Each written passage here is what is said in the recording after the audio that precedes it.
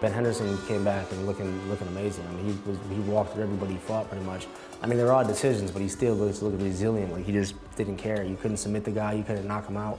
So 164 was holding place in Milwaukee, Wisconsin, my hometown. And you know, he was supposed to fight TJ Grant, and Grant gets hurt with the concussion injury. I was supposed to fight Jose Aldo, that didn't come about.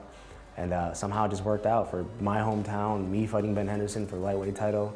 And I had to jump at the opportunity. I took the fight on like 4 weeks notice too. I didn't know I was gonna fight him until 4 weeks before the fight.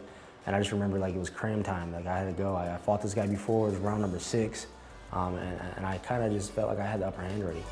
I remember walking out in Milwaukee, at the time it was called the Bradley Center. The crowd went crazy. You know, it was my hometown. I remember I could see everybody's faces. I knew my mom was there, all my family was there. And I just felt confident. I just felt like it was my time. I remember talking to Duke. Duke's like, yo, you have nothing to lose. Go for it. You beat this guy before. Go out there, and this is round 6. Finish the job you started in the last fight. And I went with that mindset in there. Like we already had round 5. I remember he was hurt in the last round. Round 6 this was my time to finish this guy. And you know, I just went out there very confident. I already knew his game plan. You know, he was gonna try to hold me on the cage, grind me out, do those stomps and kicks.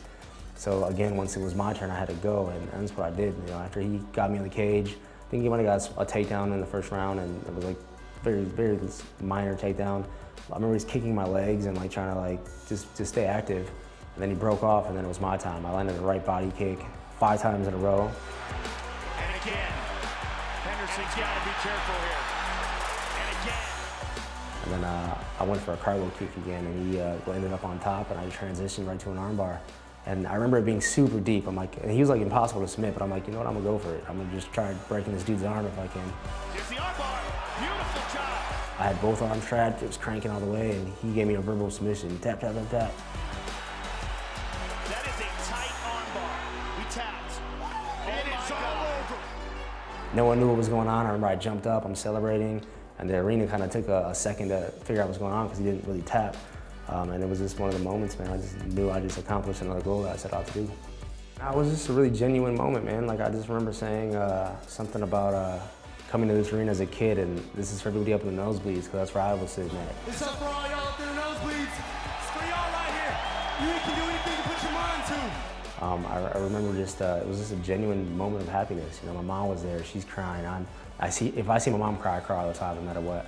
But it was just like one of the moments where my younger brother's there, he's watching, he's wanting to be a UFC world champ, and I accomplished it, and I did it in my hometown. So probably, like I said, one of the most proud moments of my life.